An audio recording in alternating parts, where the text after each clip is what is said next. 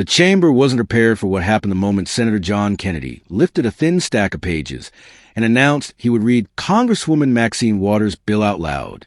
It was supposed to be a routine hearing, the kind where people half-listen while shuffling papers and checking emails. But something about the tone of Kennedy's voice, low, controlled, almost solemn, caused the room to shift. Conversations stopped mid-sentence. Staffers froze in place. Even members who had been whispering casually leaned forward, sensing that whatever was about to happen wasn't ordinary congressional theater. Kennedy held the bill gently, almost respectfully, as though the weight of the words mattered more than the political moment. He began reading the title slowly. The Community Financial Accountability and Oversight Expansion Act. No commentary, no sarcasm, just a clean, unfiltered text. Maxine Waters, seated just a few rows away, didn't look rattled. Instead, she folded her hands, her posture straight and confident, her eyes fixed on Kennedy as if waiting to see which parts he emphasized.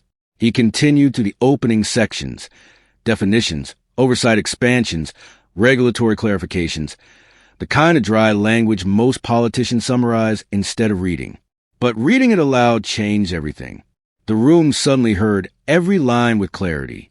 Words like unilateral authority and regional financial audits hung in the air heavier than expected. A few senators exchanged glances. Not hostile ones, curious ones. It was as if Kennedy was peeling back a layer of political noise, exposing the bill's intention without spin. Halfway through the first page, he paused. "Congresswoman Waters," he said, raised his eyes, "did you intend for this oversight expansion to apply even to private credit unions?"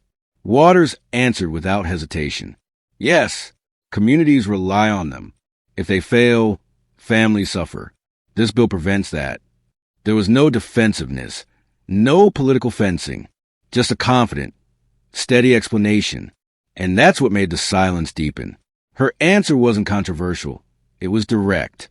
It cut through the usual rehearsed talking points everyone expected. Kennedy nodded once and continued reading, but now the room was listening differently. Each line revealed a clearer picture of Waters' intent. Not to centralize power, but to protect vulnerable communities before financial crises happened. The text wasn't sensational, but it was bold, and hearing it spoken instead of skim brought that boldness into sharp focus. By the time Kennedy reached the end of the first section, everyone understood why the room had fallen silent. It wasn't out of shock, it was out of realization. Realization that this hearing was no longer political posturing. It was a moment of transparency. A rare moment where a bill, stripped of headlines and commentary, spoke for itself. And in that silence, it became clear.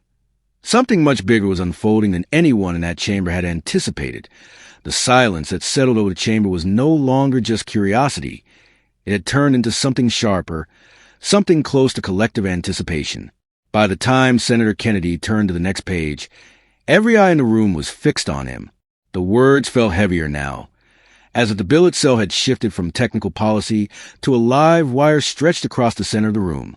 He cleared his throat softly and began reading the next portion. Financial oversight committees will be permitted to intervene when any fiscal institution demonstrates patterns that undermine regional economic stability. His voice slowed on the phrase, any fiscal institution. It was broad, sweeping, almost daring the room to react. A senator seated to Kennedy's left adjusted his glasses and leaned in, clearly sensing the magnitude of what was hidden in that phrasing. Finally, one member couldn't contain the question forming in his mind. He tapped his microphone. "Senator Kennedy, if I may, what exactly do you interpret this to mean?" Kennedy didn't rush. He placed a finger on the text, studying it for a few seconds, knowing the room was waiting for his take. "Honestly," he said, "I think Congresswoman Waters intends for this to be a proactive oversight measure, something designed to step in before communities face collapse." That answer landed differently than expected. It wasn't sharp. It wasn't dismissive. It was thoughtful, and it made several members straighten in their seats. A few even nodded slightly, acknowledging the logic. Waters leaned toward her mic. "That's right," she said steadily. "We act after the damage is done. This bill is meant to protect people before they lose their savings, before their neighborhoods crumble, before banks abandon them." Her voice carried a conviction that softened even her critics for a moment. Nobody interrupted her. Nobody rolled their eyes. The sincerity behind her words cut through the usual political noise. Kennedy resumed reading. Subsection C. Oversight decisions may be subject to expedited judicial review when contested by the affected institution. He paused again, raising his brow just slightly. Now this, he added, is a safeguard. It ensures oversight can't be used recklessly. A murmur ran through the room, not opposition, but agreement. It was rare to hear a senator acknowledge the balance in an opponent's bill, and rarer still for that acknowledgement to be met with nods instead of arguments. Did you anticipate people accusing you of government overreach? Kennedy asked, looking directly at Waters. I anticipated people misunderstanding the purpose, she replied. Oversight isn't control. It's accountability. And accountability is how we keep communities safe. The silence that followed was intense. It was reflective. People weren't just listening to the bill anymore. They were understanding it. Line by line, the guardrails Waters had built became visible. The room seemed to recalibrate around the clarity. And yet, no one realized that buried deeper in the document was a clause that would stir the chamber in a way no one, not Kennedy, not Waters, not the senators listening with growing interest, was prepared for. The quiet in the chamber had taken on a strange new quality. It wasn't resistance, and it wasn't support. It was anticipation mixed with unease, the kind that settles over a room when everyone senses something unexpected is coming, but no one can predict what. Kennedy turned to the next section with the deliberate calm of someone who knew the moment was growing heavier, even if he wasn't sure why. His fingers pressed the page flat, and he began reading again. The language at first seemed routine: fund allocation structures, reporting requirements, judicial review timelines. But buried halfway down the page, Kennedy stopped, not dramatically, not theatrically. He simply paused, blinked once, and read the line again silently, making sure he wasn't misinterpreting it. That subtle hesitation sent a wave of alertness through the chamber. What is it? One senator asked under his breath, though the microphone caught it. Kennedy didn't answer immediately. Instead, he read the line aloud slowly, giving each word room to breathe. In circumstances where financial institutions consistently fail to meet community reinvestment benchmarks, federal oversight committees may temporarily assume operational decision-making authority to stabilize local economic conditions. The room reacted, not with gasps, but with a sharp intake of collective breath. It was subtle power, written in precise legal language, but its implications stretched far beyond what anyone had expected. The idea that federal oversight bodies could temporarily step in, just long enough to stabilize an at-risk region, was bold, risky, even transformative. A senator across the aisle leaned forward. Congresswoman Waters, he said carefully, are you suggesting federal authorities could actually take control of failing institutions? Waters held her composure. Her expression didn't waver. Temporarily, she clarified. Only when communities are in danger. Only when institutions repeatedly fail the people they promise to serve. That is a significant authority, Kennedy said, not accusingly, but with measured curiosity. Why include it? Waters didn't flinch. Because communities don't have lobbyists. Banks do. Families don't have armies of lawyers. Corporations do. When institutions collapse, people lose everything. This clause ensures they don't lose the last bit of hope they have. Her answer was calm, but inside the chamber, it struck like a lightning bolt. Members who had been quiet suddenly murmured in low tones, weighing the practicality, the ethics, the inevitable political backlash. Some looked impressed. Others looked alarmed. But everyone was thinking. Kennedy lowered the page slightly. You do realize, he said, that this is the part critics will seize on? Waters nodded once. Let them. If they want to argue against protecting families, that's their choice. I'll stand on the side of the people who lose their homes, their jobs, their futures when institutions fail them. That response landed hard. Emotional, direct, unapologetic. Kennedy inhaled slowly, as if deciding whether to challenge her or acknowledge her conviction. He chose something unexpected, something that made the room lean in even closer. I'm not sure the critics will see it that way, he said quietly. But hearing you say it, I understand why you put here. The chamber fell into a deeper silence. A silence filled not with tension, but with the weight of an idea that had just shifted the ground beneath everyone present. And as Kennedy turned the page, unaware of what lay next, no one realized the bill was about to reveal something even more explosive, something that would push the room from silence into outright disbelief. Kennedy turned to the next page, but something in the room felt different now. The silence wasn't just attentive anymore. It was charged. The kind of quiet that fills a courtroom when everyone knows the next sentence might change the entire case. He ran his thumb down the margin of the page, took a slow breath, and began reading again. At the discretion of oversight committees, he read, federally supported financial recovery teams may be deployed to assist in restructuring failing institutions, with community representatives included in decision-making authority. He stopped, not because of the first half, but because of the last phrase, community representatives included in decision-making authority. That line didn't just adjust power dynamics. It upended them. Several senators glanced up simultaneously, their expressions mirroring the same question. Did Waters really just propose giving ordinary citizens a seat at the financial table? Kennedy reread it aloud, slower this time. Community representatives included in decision-making authority. The words echoed more like a challenge than a clause. One senator, known for his skepticism, leaned toward his microphone. Congresswoman Waters, he said, are you suggesting residents, everyday residents, will participate in managing financial recovery efforts? Waters didn't wait for Kennedy to mediate. She pressed her button, her voice steady and unwavering. I am. When a community collapses, they're the ones affected. They should have a voice in how recovery happens. A ripple moved across the room. Some were impressed, others stunned, a few visibly uncomfortable. It was the kind of idea that excited grassroots movements and terrified traditional power structures. Kennedy tapped the page lightly with the back of his finger. This is unconventional, he said, not criticizing, but acknowledging the audacity. Banks won't like it. Waters smiled faintly. Banks had decades without accountability. Look where that left millions of Americans. Her tone wasn't sharp. It was honest, and that honesty carried more weight than any slogan could. A senator from the Midwest lifted his microphone. Congresswoman, how do you ensure local representatives aren't influenced or pressured by outside groups? Waters held his gaze. Because they're chosen by the communities themselves. Not by me, not by Washington, by the neighborhoods that are hurting. That answer stunned even her opponents.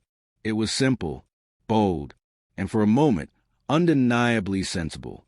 Kennedy lowered the paper, looking at Waters with something bordering on admiration. You know, he said slowly, reading this out loud makes the intent clearer than any summary ever could. She nodded. That's why I wrote it plainly. But the murmurs in the chamber weren't about clarity. They were about consequence. The idea of shifting financial recovery authority from federal offices to a hybrid model involving ordinary citizens was something none of them had seen before. It felt disruptive, revolutionary, dangerous to some, empowering to others. Kennedy turned the page again, but before reading, he looked across the room. Members, he said, you might want to pay attention to this next part. That single line sent a ripple of electricity across the chamber. Heads lifted. Pens froze mid-note. Even Waters' expression tightened slightly, as if she knew exactly what was coming next. And she knew the next clause would stir the room louder than anything so far, louder than silence, louder than shock, loud enough to echo long after the hearing ended. Kennedy hesitated before reading the next line, and that hesitation alone made the entire chamber lean forward. It wasn't theatrical. It was instinctive. Something on the page had caught him off guard, and everyone sensed it. He adjusted his glasses, glanced at Waters for a brief moment, then began reading, slowly, carefully, almost cautiously. In cases where financial institutions are found to have knowingly engaged in predatory practices, restitution funds may be drawn directly from executive compensation packages to support community recovery efforts. The quiet that followed wasn't ordinary silence. It was a stunned, breathless kind, the kind that follows a statement no one expected to hear out loud. Kennedy stopped reading. He didn't look up, but the room saw his eyebrows lift the slightest bit. The implication was clear. Maxine Waters had written a clause that allowed communities harmed by predatory banking practices to be compensated directly from executive bonuses. A senator on the far end couldn't hold back. Congresswoman Waters, you're proposing to take restitution from executive pay? Directly? Waters clasped her hands. Only in cases where predatory practices can be proven, intentionally, systematically, and repeatedly. Another senator raised his mic with respect. That's unprecedented. Financial executives will fight this tooth and nail. Waters didn't blink. They fought the regulations we passed after the housing crisis. They fought mortgage relief. They fought student loan transparency. So yes, they'll fight this too. But communities have been fighting alone for decades.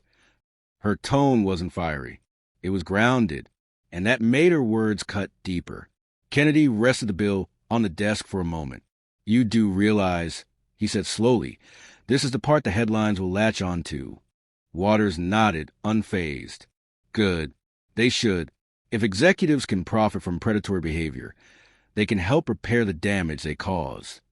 The chamber reacted with a low, scattered murmur. Some senators shook their heads. Others looked genuinely impressed.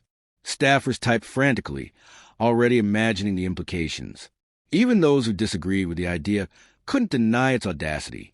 Senator Kennedy, a voice called from across the room, read the next sentence. He lifted the page again, cleared his throat, and continued. Restitution allocation shall be overseen by a joint board consisting of federal auditors, community representatives, and independent economic analysts to ensure transparency and prevent misuse. The murmurs rose a little louder now. This wasn't just aggressive policy. It was structured, balanced, designed to withstand objections that would inevitably come. Kennedy tapped the page lightly. Congresswoman Waters, you've built a corrective mechanism that bypasses bureaucratic gridlock. That's the point, she replied. Accountability delayed is justice denied. The room fell silent again, not from shock this time, but from respect. Even those opposed to the bill felt the force behind her conviction. Kennedy looked at the remaining pages, knowing something still lay ahead, something that Waters was too calm about, something she was almost waiting for him to reach. And as he turned the page, the atmosphere in the chamber shifted once more. Because the next section wouldn't just surprise them, it would challenge everything they thought they understood about the bill. Kennedy turned the next page with a slow, deliberate motion, and the entire chamber stiffened. They'd already heard bold proposals, unexpected authority shifts, and clauses that rebalance power between communities and institutions. But Kennedy's expression now was different. Not surprised, not confused. Something else, something close to disbelief. He began reading. In regions where repeated financial instability threatens long-term community viability, federal and regional committees may collaborate to establish public financial stabilization councils tasked with preventing economic displacement. The room didn't react immediately. The language sounded technical at first, almost sterile. But then Kennedy's voice tightened as he reached the next paragraph, a paragraph that changed everything. These councils, composed of economists, local leaders, and consumer protection officials, shall hold the authority to temporarily halt large-scale property acquisitions by corporate entities if such acquisitions present a clear risk of community displacement. The silence snapped. A senator leaned back, exhaling loudly through his nose. Another shook his head in disbelief. Staffers froze, their fingers hovering over keyboards. This wasn't simply oversight. This wasn't compensation or recovery. This was something far deeper, a mechanism that could pause corporate buyouts in vulnerable neighborhoods. Kennedy looked up, not at Waters, but at the senators who were already whispering urgently among themselves. Congresswoman Waters, he said slowly, you're proposing the power to temporarily block bulk property purchases? Waters lifted her microphone. Yes, only in cases where the purchases would destabilize a community, where investors buy entire neighborhoods and raise costs beyond what families can pay. A senator responded before anyone else could, but that could affect real estate markets across the country. Waters didn't flinch. Markets will recover. Families won't.